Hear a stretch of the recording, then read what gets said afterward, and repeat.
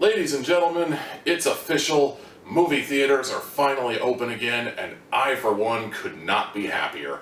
I mean, yeah, technically you still have to wear a mask because it's mandated at that particular theater. Also because it's just common courtesy right now, even if you're vaccinated. It's the only way we can tell the difference between QAnons and, normal people. But at the same time, it's more than we had a year ago, and I, for one, still could not be happier, because losing the movie theater was like the biggest blow to me personally, and I was so stir-crazy for the longest time, and you just don't get it, man! So, now that the movie theaters are back, what cinematic masterpiece did I watch? Spiral.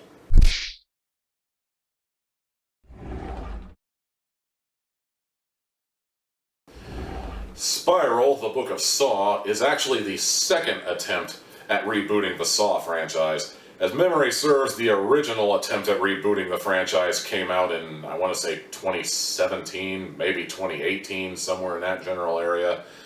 And they simply called it Jigsaw. And honestly, the only thing I could tell you about that movie is it was very, orange.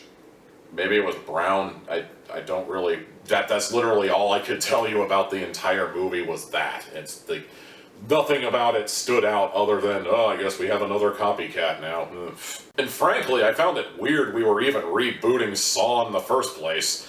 Like, it doesn't become nostalgic until at least 20 years have passed, and the first Saw movie came out in 2004, so it would maybe be logical to put the movie out in 2024. Or hell, if you want to be a stickler for detail, the franchise didn't end until 2010 with Saw the Final Chapter, so wouldn't it make more sense to wait till 2030? I mean, how greedy are we? Nevertheless, they put Jigsaw out. I can't remember a thing from it. Then 4 years later, they put out Spiral, the Book of Saw, which you could say is a reboot, but you could also say is kind of a spin-off. It's kind of a weird movie in that regard. So, stop me if you've heard this one, but the plot of Spiral is that a copycat of the Jigsaw Killer has surfaced after years of dead silence from the Saw movement, and now he's putting a whole bunch of people in death traps, and he's basically telling them, live or die, the choice is yours, and the only way to win is to horribly maim yourself, and if you don't, you end up dying. Unfortunately, a lot of the people end up dying. The police become aware of this new Jigsaw Killer, and now Officer Ezekiel Banks, played by Chris Rock of all people, ends up on the case. Will he find the new Jigsaw Killer? Will he discover their identity? Will he become another victim of the games? I guess you'll have to watch and find out, because I'm not spoiling anything for you. Actually, there is one thing I will spoil for you, and if you're anything like me, you saw the very first teaser trailer and you thought Samuel L. Jackson was going to end up being the new Jigsaw Killer, largely because it had the line, "Wanna play games, motherfucker?" It still makes me laugh when I think about it out of context anyway, but when you actually see the line in context, it's nowhere near as funny. But I just imagine like a Jigsaw puppet popping up being all like, "I wanna play a motherfucking game, y'all!" It's not Samuel L. Jackson who ends up being the new Jigsaw Killer, and the only reason I'm comfortable with spoiling that for you is because the movie trailer basically spoiled it for you already. That's as far into spoiler territory as I'm gonna go, though. I've heard a lot of people say that Spiral could easily be its own thing, and the only reason they put death traps in the movie in the first place was to basically justify the fact that it's a Saw movie, because it absolutely needed to be part of the Saw franchise because, shut up. I have seen a lot of people talking about this movie, whether it be the average rando on Twitter or whether it be a professional like Movie Bob or Amanda the Jedi, and the general consensus is, at best, it's eh, and at absolute worst, it's also eh.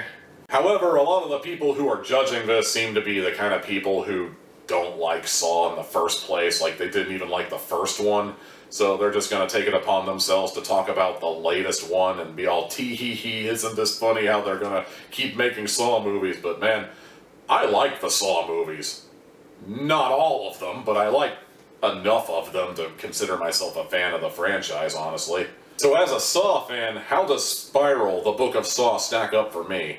Well, if I'm being entirely honest, It's one of the better Saw movies, but that's not really saying as much as you think.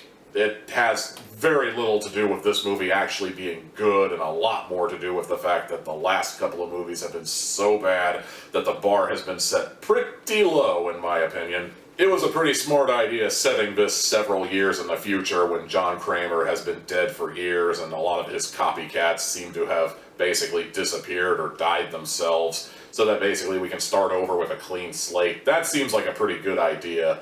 Unfortunately, the new Jigsaw Killer doesn't have quite as much menace as the old one, because instead of tuning his voice way down and being all, "Hello, Billy, I'd like to play a game," instead, he decides to have TalkBack or some other text-to-speech app read out the message on the video, so it sounds a little more like this. "Hello, Billy, I'd like to play a game. Insert a bunch of exposition about how much of a horrible person you are because you took life for granted. Now prepare yourself for a whole bunch of gore and agony. I might give you some clues. Now then, let the game begin." Lame. The death traps are as gruesome as they've always been. Like, a dude had his fingers pulled out, another dude had his tongue ripped out.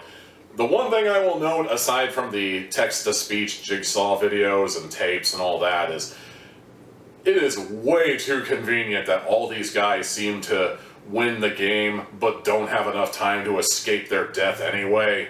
Like, I don't know if the games are rigged or if people just have the worst possible timing, but it seems like at least somebody should have survived by now. I don't know. This movie does require a lot of suspension of disbelief, but then again, so does the rest of the Saw franchise. I mean, you're seriously gonna tell me somebody with terminal cancer has enough time and patience to set up a game as elaborate as, well, like any of the games in the Saw movies, like any of the big ones that involve more than one person and involve multiple rooms and multiple traps? You're really gonna tell me that somebody like that had the ability to set all that up on his own? I mean, even if he had apprentices, you're gonna tell me that they followed his orders to the letter? I mean, they already showed that Amanda was terrible at following his instructions because she always rigged the games, but, you know, semantics. That being said, the very last death trap and the ending of the movie, not by which I mean like where they reveal everything all at once in typical Jigsaw fashion, but like what ends up happening to the very last victim as the final music score is playing and all that happens all at once, was kind of silly and kind of, honestly, when it just kind of, really? I mean, that's where we're going? Okay. The movie is, in bluntest terms, a commentary on crooked cops, but compared to the usual, "Fuck you, Donald Trump" commentary that a lot of movies make nowadays, this one actually seemed kinda subtle. Like, I never really got any implications that, like, this is tied to why we shouldn't be voting for Donald Trump and why Donald Trump is bad and why we should worship at the altar of Joe Biden because he is the greatest thing that ever happened to us as a society. I just got the idea that this particular precinct was a bad place to work because everybody was dirty. That's pretty much the impression I got. Overall, I liked this movie. I didn't love it necessarily, but I liked it well enough. I mean, as a Saw movie, it's harmless. Like, I've seen this franchise come out with far worse. Saw the final chapter. I've seen plenty of other movies that tried to emulate the Saw formula and not get nearly as close as this one did. Yeah, some of the traps are outright gruesome, and if you actually stop and think about some of the stuff that happens in this movie, it's actually kind of silly, but I personally was somehow able to look past a lot of it. I don't know how much of it was just, you know, I'm a Saw fan and I've kind of come to expect this series to require suspension of disbelief, or maybe it's just the fact that I was just glad to finally get out of the house and see a movie in a theater for a change. I honestly don't know, but all I really do know is I actually kind of like this movie. Once again, I find myself regretting that there's no such thing as half hats in my system, so I'm going to have to be a little generous on this front and give it 3 hats out of 4.